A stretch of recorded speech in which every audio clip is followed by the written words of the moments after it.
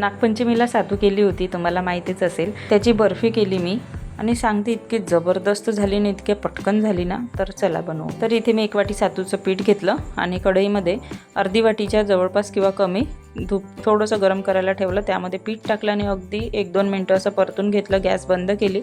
नंतर पिठी साखर घेतली पाऊण वाटी, त्याच वाटीने नंतर ती मिक्स केली। गॅस बंद आहे।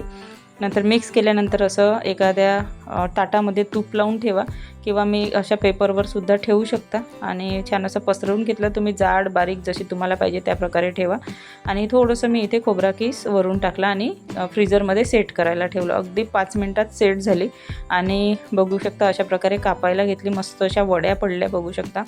थोडा वेळ अजून ठेवायला पाहिजे होती, तर पटकन अशी झालेली आहे आणि इतकी टेस्टी झाली, खूप जबरदस्त।